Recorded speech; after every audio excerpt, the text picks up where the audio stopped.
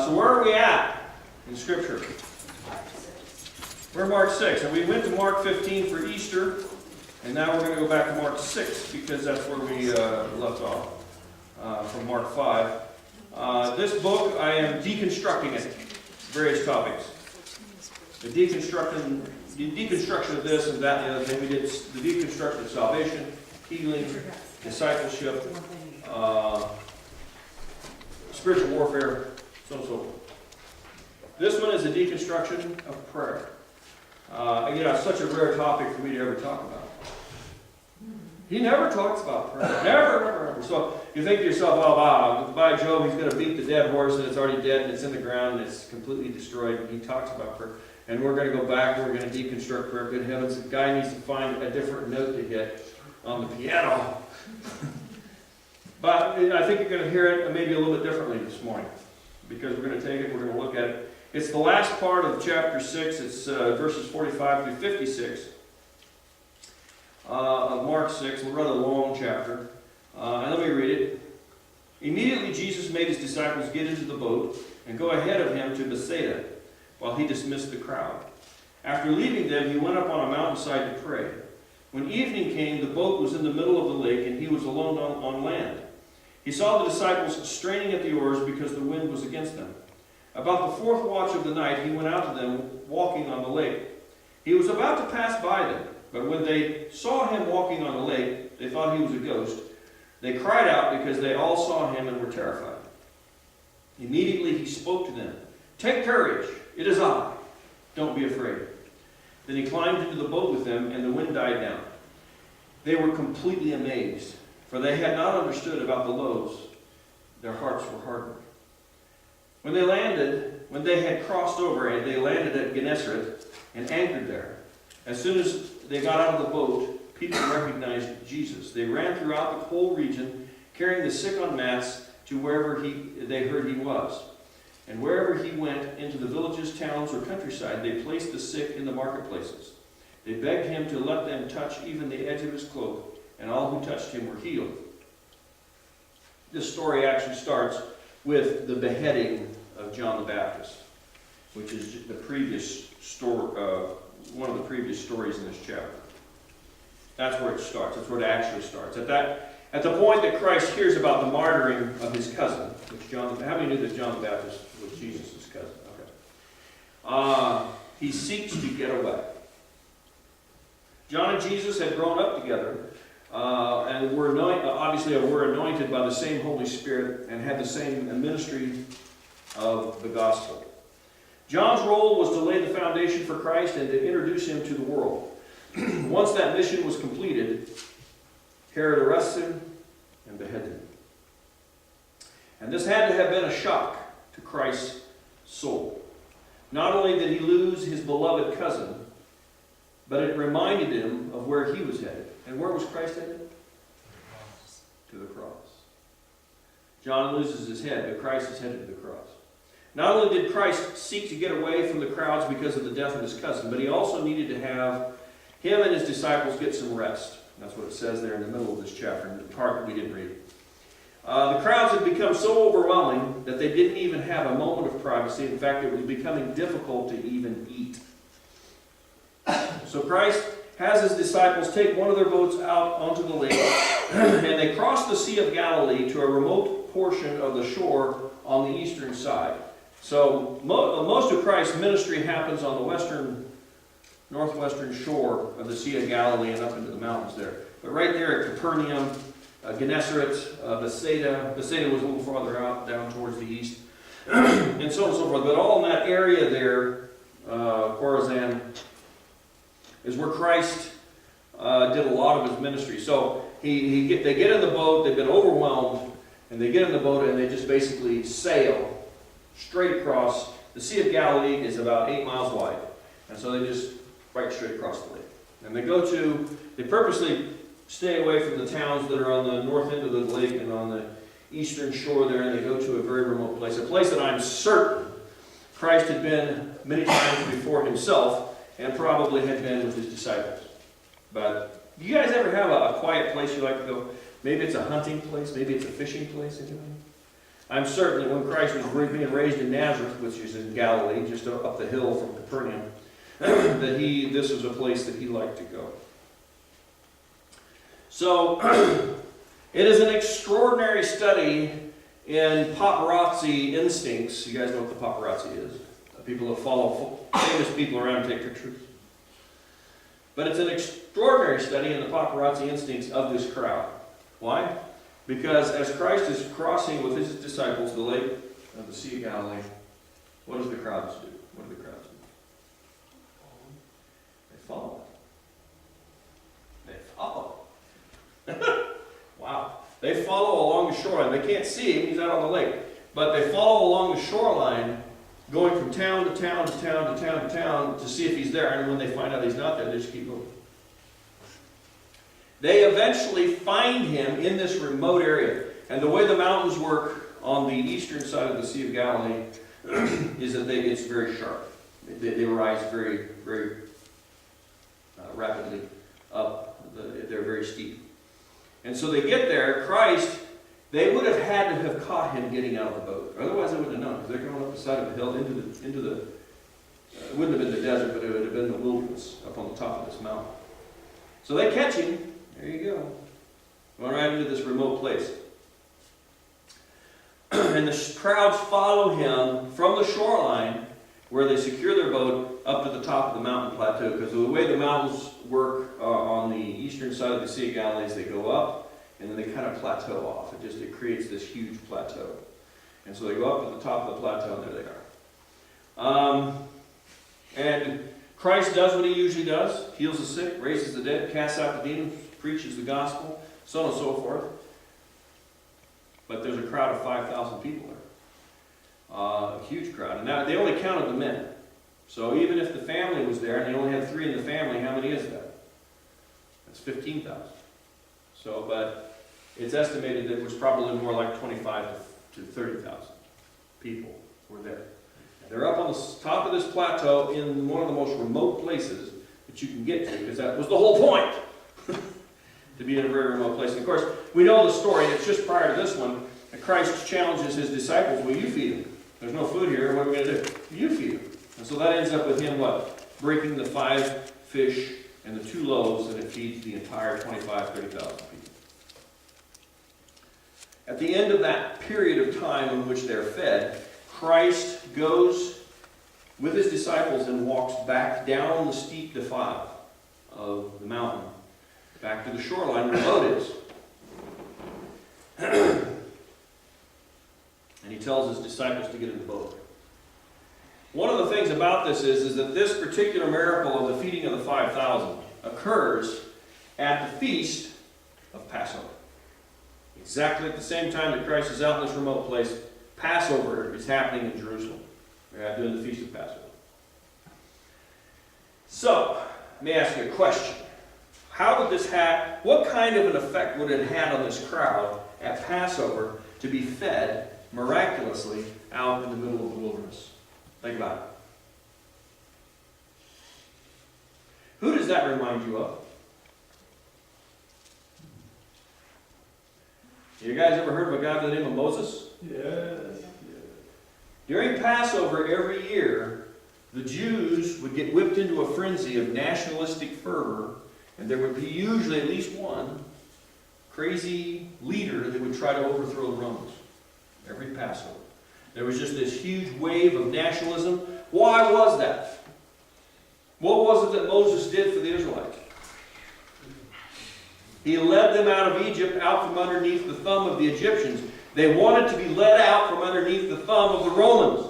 So every Passover, the Jews would just get whipped into a frenzy, and there would be all this stuff that would take place, very nationalistic, very political things that would happen.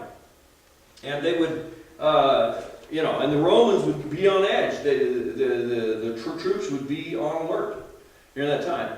Pilate, to try and save his job and to keep the Jews from revolting against him, did what? What did he do in order to try and quell this? Because this was his habit pattern. He's a pretty smart guy.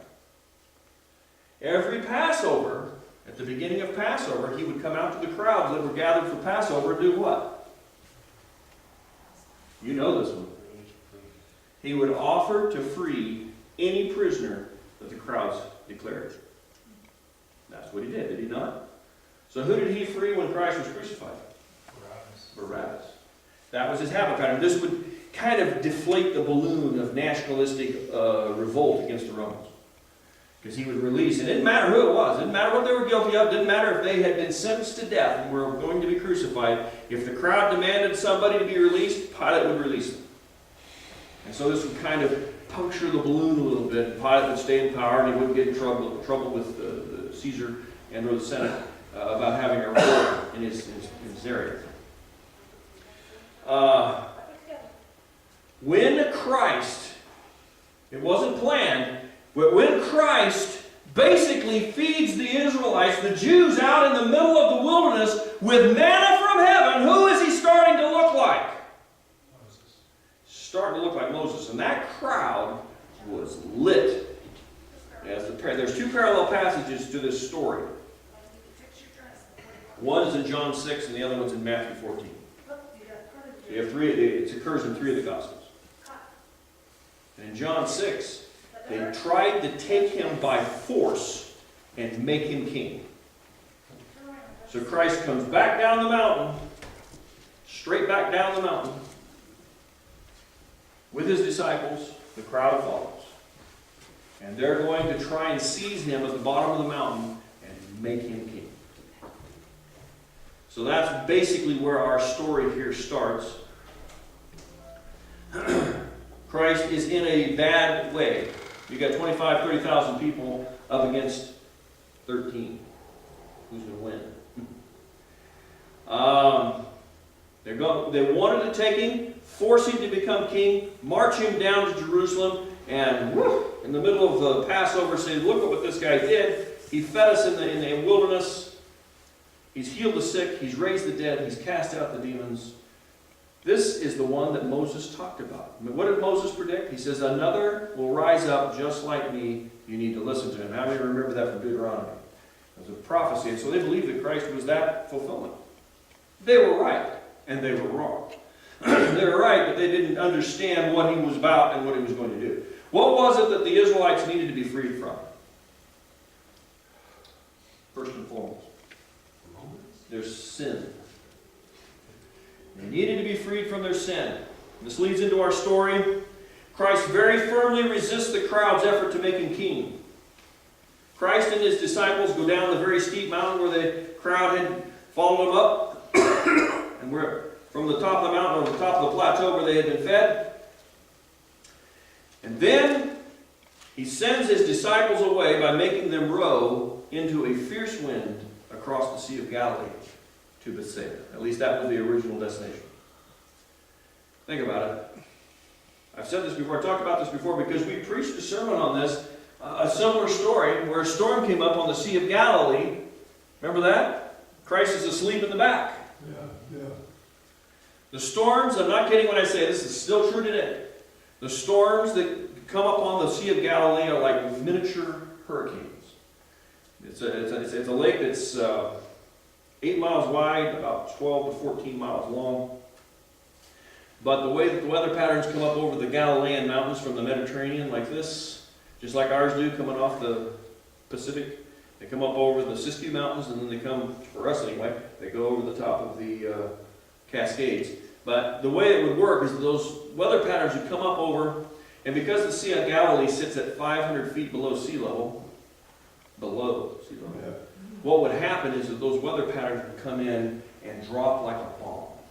I'm not going to get into the weather details of this, but that's what it would do. The weather would come in and it would fall on that lake, and in 1 minute, in 1 second, you would go from just beautiful, calm, beautiful, nice sea, blue sky, happiness and joy, to an all-out raging hurricane, and it happened on a regular basis. So Christ comes down to the bottom with his disciples. The crowd follows, 25, 30,000 of them. Christ orders his disciples to get into the boat in the middle of one of those hurricanes. And the wind would always move from west to east. And they're on the eastern side, so they're going to have to paddle because they can't sail. Can't use the sails. They're going to have to paddle into the wind. And it's evening. It's about 8 p.m. Think about that. It's getting very dark. It might have been that it was dark. Passover happens in early spring, and so a good chance it was already dark. But it was a full moon, because Passover always happens on a full moon. So they're headed out into the Sea of Galilee at night in the middle of a raging hurricane storm. Christ then turns and dismisses the crowd, and then immediately bolts up the side of the mountain again. Yeah. Now the crowd has a choice. They can either try and follow the disciples into the storm out on to the lake, or they can go climb that stupid mountain again that they just came down, because they've already climbed once. And so the effect of that was it dispersed the crowd. They decided, well, we'll get him later. Does this make sense? It was a way of dispersing the crowd. Christ ends up back up on top of the mountain. The disciples are paddling into the wind and into the waves. I want us to see the priority that Christ placed on prayer. Right at the front end of our passage here, it says in verse 46, after leaving them, the crowd and his disciples, what did he do? He went up on the mountainside to pray. From the time that Christ sets out to pray alone, think about this, it takes at least 3 days to accomplish it. It says there, that word made, look at that word made in verse 45, right at the front end. It says, immediately Jesus made his disciples get in the boat. That word made in the Greek is a very strong word. And it's very unusual for it to be used in this kind of a context. That word made means to compel by force or threats. To compel by force or threats. He didn't ask them. He ordered them to do so with great vibrato. You're getting in the boat and you're going to Bethsaida now! And probably a whole lot more. And the same thing when he talks to the crowd. The word dismiss, when he says he dismissed the crowd, is a very unusual word to use in that context. You want to know what the word dismiss means? It's the same word that you use in the Greek for divorce. It's a very strong word. Christ coerces by force and by threats his disciples to cross the lake in the middle of a storm, and he divorces himself from the crowd.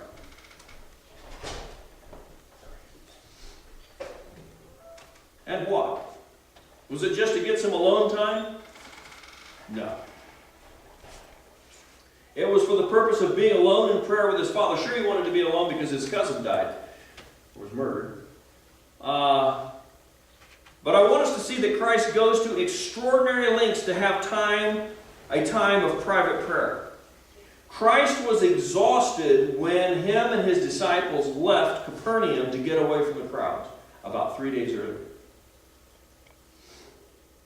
And they go off to this remote place.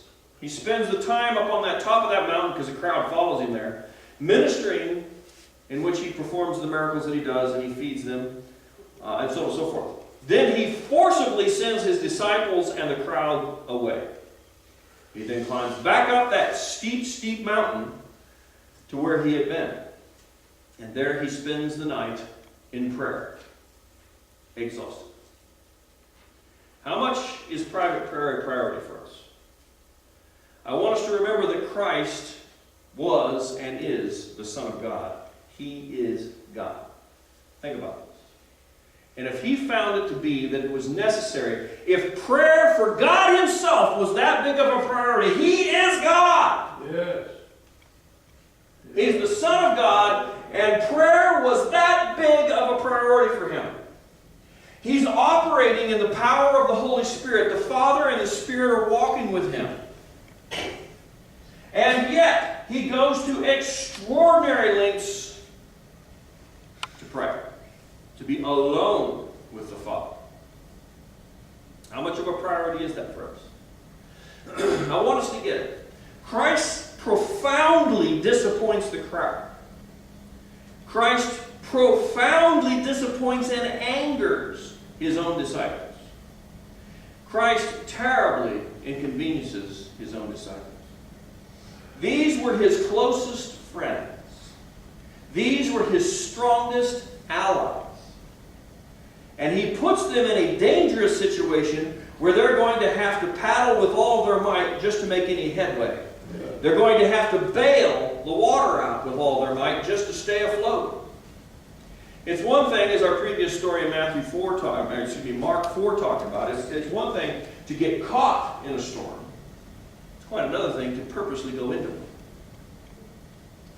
and try instead of float in the middle of a raging storm into the wind. When they got caught in the storm on the Lake of Galilee in in Mark 4, when they got caught in that storm, they were going with the wind. In this story, they are going against the wind and the waves. A small hurricane force.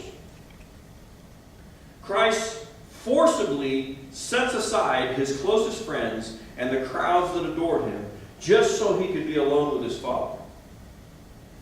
I want to caution you about this. If you ever try to make a determination that you're going to be a person of prayer, the goal is not to be a nuisance. The goal is to stay away from letting people even know you're praying. The idea is for it to go underneath the radar. It's to be invisible as much as possible. But it has been my experience and observation that if you decide to make prayer a priority, there is going to come a day when choices will have to be made. People are going to be inconvenienced, and you're going to torque off people that are closest to you. It wasn't that Christ was just trying to have his daily time with the Father. That wasn't the problem. The problem was that because of the press of the crowds and because of the press of his own disciples, he couldn't pray at all. His prayer life was being put on hold. It wasn't that he couldn't have, a scheduled time of prayer inconvenienced by a crowd, inconvenienced by disciples, no problem, just do it later. Fine. No, that wasn't the problem. The problem was that the crowds and his disciples were not letting him have prayer time at all. And I said it before. I have found that eventually you will miss the people around you if prayer is a priority in your life. Once again, you want it to be under the radar as much as possible. I want us to see that it was Christ, God, who put the disciples in the situation that they ended up in. He purposely sent them out onto that lake. Verses 47 through 50 show the disciples straining at the oars. Probably Christ sent them out around 8 p.m. And according to the parallel passage in Matthew 14, Christ comes out to them in the fourth watch of the night, which is 3 a.m. to 6 a.m. So sometime around 4 a.m., Christ comes wandering out onto the lake. How long is that? About 8 hours. Could have been 9. Sure. In the parallel passage in John 6, it says that they managed to row 4 miles. So if you do the math, what do we got? If you do the math, what do we got? How many miles per hour have they been doing? 1/2 a mile per hour. 1/2. The Sea of Galilee is 8 miles wide. They have gone half the distance in 8 hours. They have exhausted themselves when they were already exhausted. And what did they have to show for it? At the point of their greatest exhaustion, they are the furthest from shore. They're in the middle of this lake, the dead center. At the point of their greatest need, they are farthest from their answer. How many have ever felt that way? The point at which you're collapsing, you feel like you're the farthest from the solution. At the point at which you can't take it anymore. How many know what I'm talking about? Maybe you're that way this morning. At the point at which they can't go on, they are in the dead center of the Sea of Galilee in the middle of a storm. In the darkness of night, it is difficult to see the shoreline, let alone in a raging storm. It would have been exceedingly difficult to just keep the boat on a track that headed in the right direction. Somebody, and probably they took turns doing this, would have had to have tied themselves to the mast of the sail.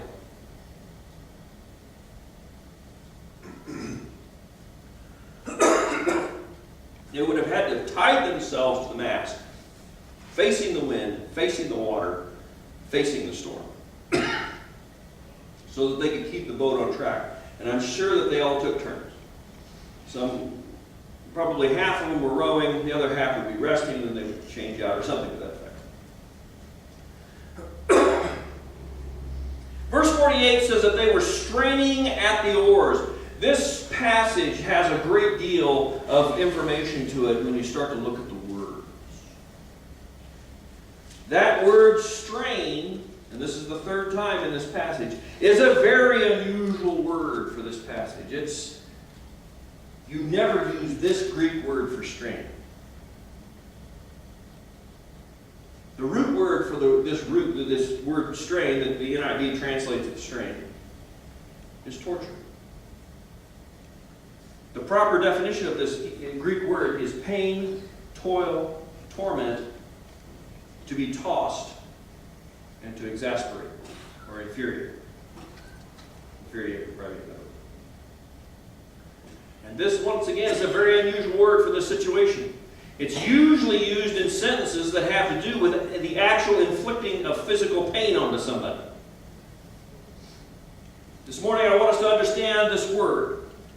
And I want us to understand what the disciples were going through as a metaphor for prayer. In our previous sermon in Mark 4, we used the story of that event in Christ's life in which Christ is with them in the boat in the middle of the storm. In this story, Christ is not on the boat with them, but he is praying. I want us to realize that God will purposely set us on a course of prayer that seems to be constantly into the wind. How many have ever experienced that? Sure. How many are experiencing it right now? Stop lying. It seems like you're always going into the face of a raging wind. Does anybody identify with it? In this particular story, the disciples didn't have Christ with them to ask for help from him. They were alone, and yet they weren't. Christ is up on the mountain, and in his spiritual mind, he can see them straining at the oars on the lake. And what is Christ doing? He's in prayer.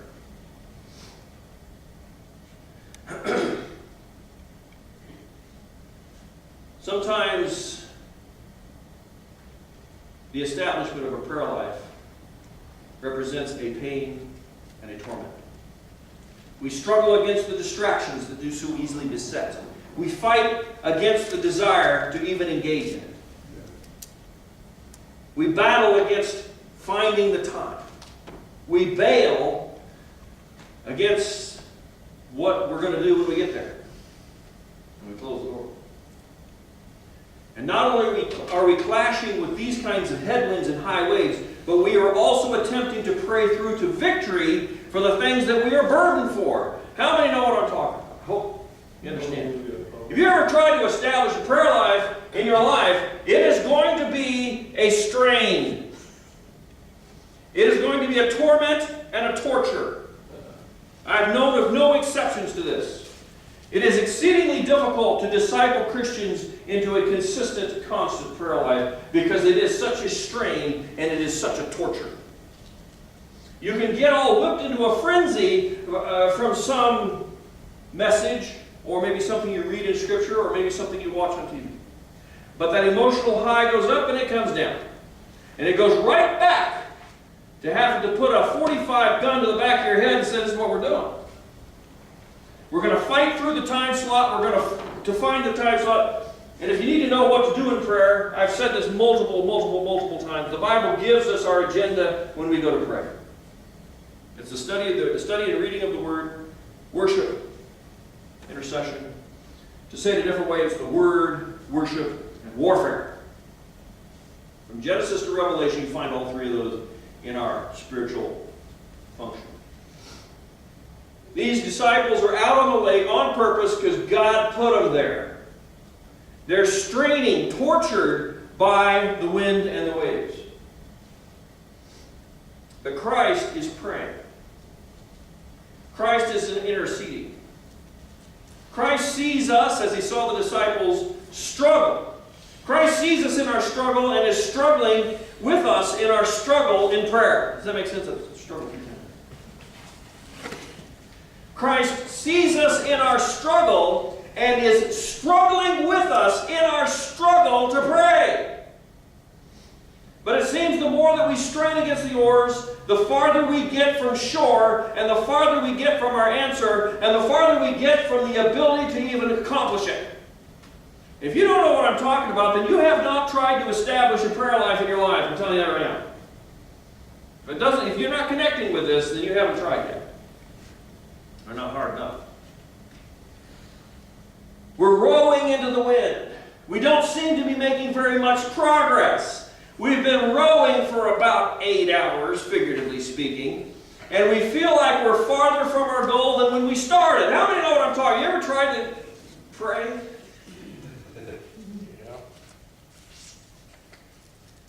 We feel alone in our struggle. We don't feel like Christ is with us. And because we don't feel like Christ is with us, we don't hear his voice in many cases. Anybody else identify with this? Oh, sure. Amen.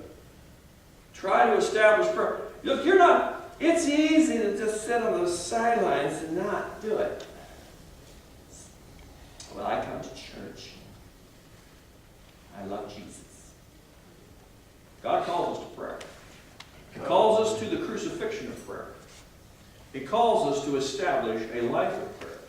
I preached this here about a month ago out of Haggai. The Israelites had come back from Babylon, and what was it they failed to do? They failed to build the temple. And it cost them everything, pretty much. They're broke. God calls us to a life and an establishment of prayer. And I'm telling you right now, I don't want to discourage. My purpose is not to discourage you because we're going to talk about some very encouraging things here in a moment. But I'm telling you, it is a strain. It is a torture. It's difficult. God calls us to prayer. God calls us to personal, private prayer. God calls us to struggle against the rage of the storm of all the things that stop us. To struggle sometimes with no real encouragement. To struggle in the dark and not let the dark overtake us. The essence of spiritual discipline happens when you don't feel like it. When everything in your being is screaming and you feel like your skin is going to run off of your body because I can't do this. I can't. Maybe later, maybe some other day, maybe when I feel better. It's never going to be that way. Why? Because God will purposely put you and allow you to face the flesh that is what we are, which is an abject, absolute rebellion before God, and you're going to come face to face with the fact that you really don't want to spend time with God. That's what's going to happen. Because to establish a discipline in prayer is a torture. If you establish it, things get better. Usually. I want us to understand something. Christ sees his disciples from the very beginning. From 8 p.m. on. He's up in prayer on top of the mountain. He sees his disciples straining at the oars.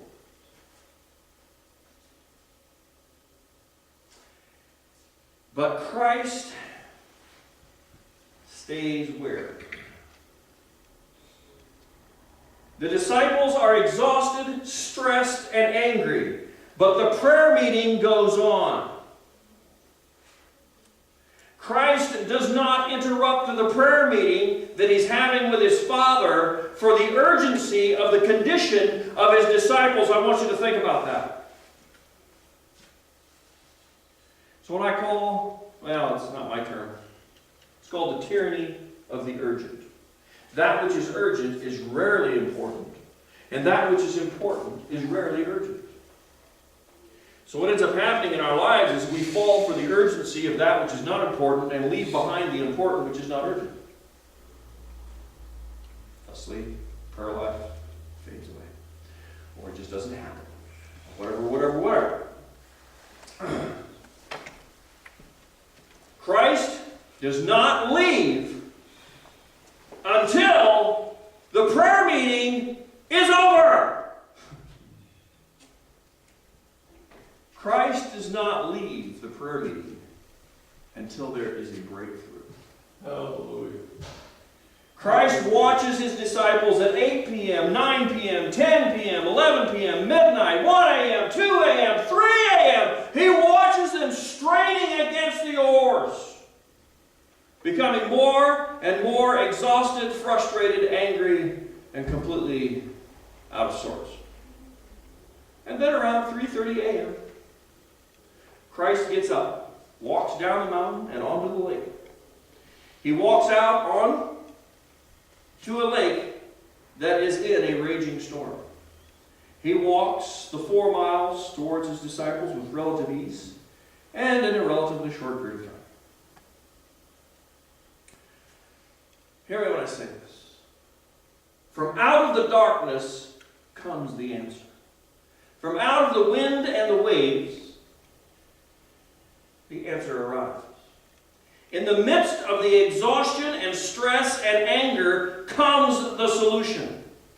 Just when things couldn't get any worse, Christ speaks. And he says, "Take courage. It is I. Do not be afraid." Hallelujah. Out of the darkness comes the Word of God and comes God himself. Suddenly, in the midst of not hearing the voice of the Master, comes a strong assurance. Suddenly, Christ appears. Suddenly, Christ steps into the boat. Suddenly, the disciples see and comprehend a miracle that completely astounds them. They become aware that Christ has actually walked all the way out onto the lake in the middle of a storm. It was one thing to speak to the storm in Mark 4 and say, "Peace, be still."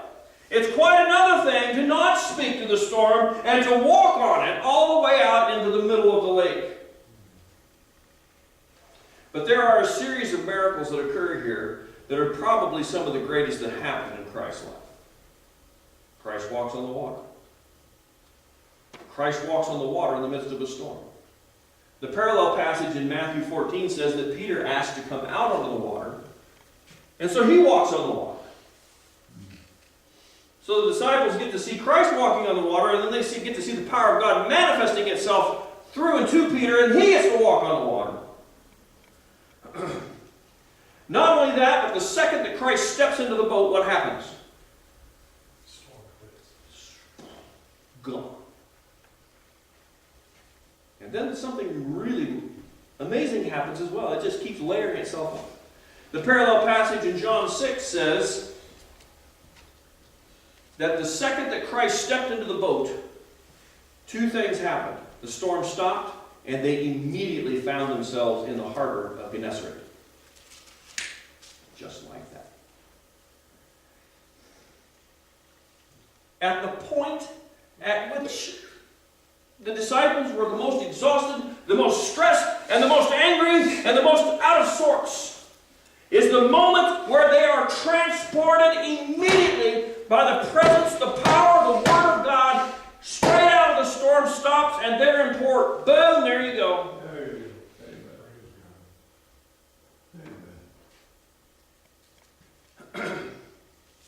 At the point of the disciples' greatest desperation, the answer comes.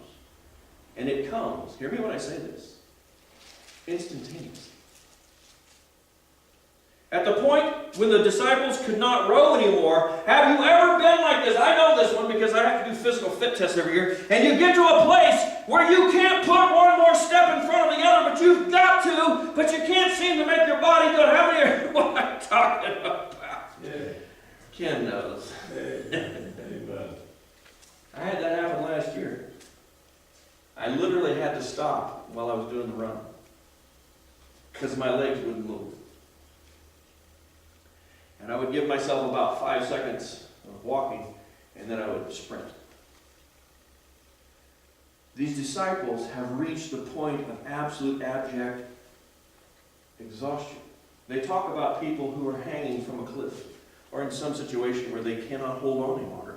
And no matter how much they command their hands to continue to grip, what happens? Their grip slips and they fall. The disciples are dangerously close to the point at which they can no longer row. And where in all of God's creation are they? In the middle of the lake, in the middle of a storm. But in that moment, 1 minute there is nothing but dark clouds, wind, rain, and tall waves. The next minute, Christ is with them, and they are in the port of their choice, in Gennesaret, 4 miles away. And why was this? Why did this happen? Because there was a breakthrough. I have said this before, but we need to struggle through to a breakthrough in prayer. The old adage is that it's darkest before the dawn. How many have heard that? Yeah. There's truth in that. This is true in prayer in many cases. I want to relate this back to the sermon I preached at Easter 2 weeks ago. We need to understand that many times the process of prayer follows the same path of Christ in his passion. I want you to remember this. Not everyone, not every battle, but a lot of them. There's a fierce battle. And then the battle gives way to what? What? No. Christ's passion. There's a ferocious battle. He's beaten, spears ripped out, nailed to a cross. Ferocious battle. A lot of pain, a lot of torment, a lot of strain. And then what happens? This is an easy one. There's only 3 things that happen to Christ in his passion. 1, he's crucified. There's number 2, and then there's number 3. What was number 2? He died.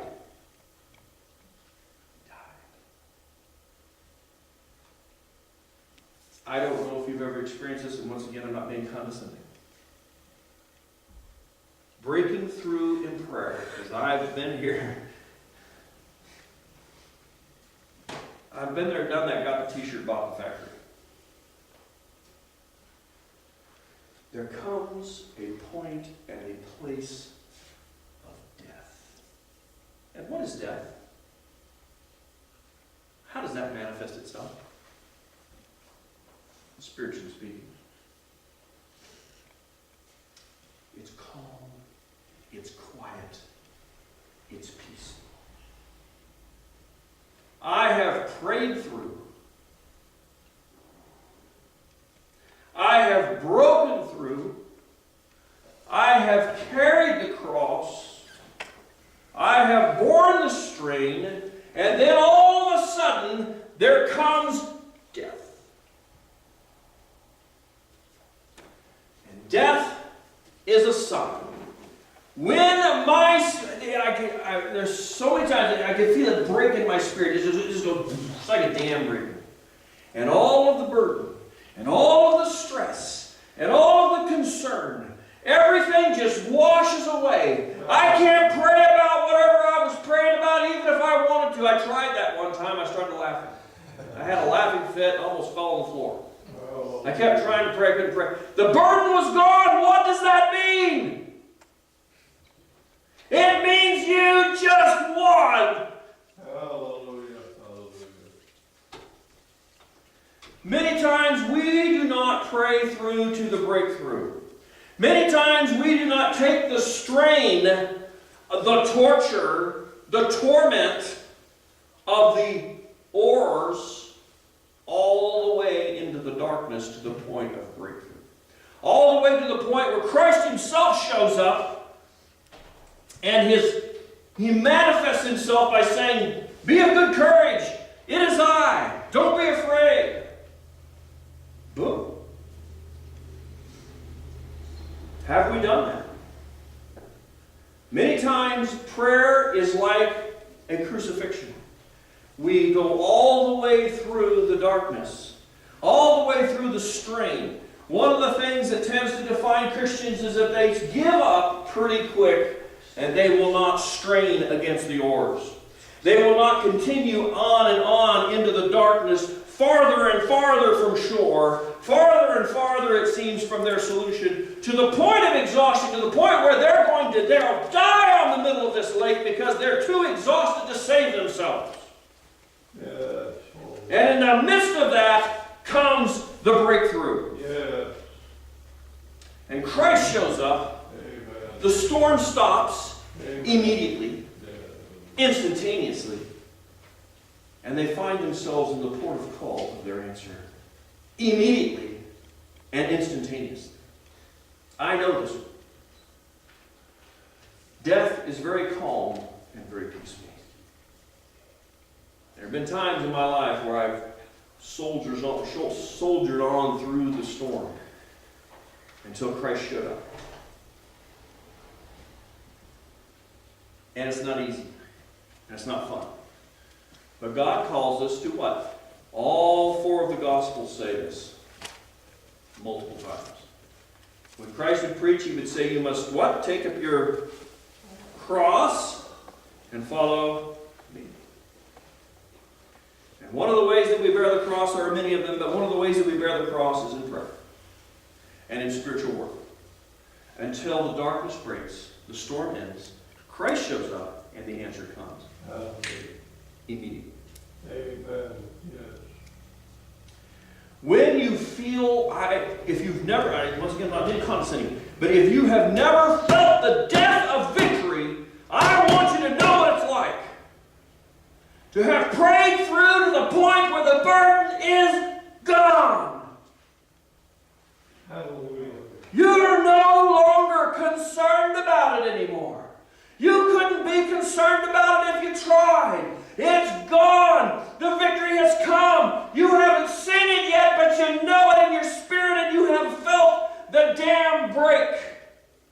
Hallelujah. Hallelujah. Hallelujah. Hallelujah. I want us to see, finally, that when Christ arrives at Gennesaret, what happens? Once again, instantaneously, in the midst of a storm, that those disciples were not going to survive. Anybody ever felt that way? In the midst of a storm, there's no way I'm going to survive this. And I keep straining against the oars in prayer. Anybody like that right now? Thank goodness, some honest people. When Christ arrives in Gennesaret, instantaneously, the floodgates of heaven are opened, and miracles start to happen like clockwork. The flood of miracles is so great, Christ isn't even stopping to lay his hands on people. They're just touching his robe. How many want to see that? Yes, yes, yes, yes. How many of us feel like the disciples in the boat straining against the oars in a storm? Yes. Praise God. Oh, yes. How many of us feel the darkness and wind and waves crashing over the boats of our lives?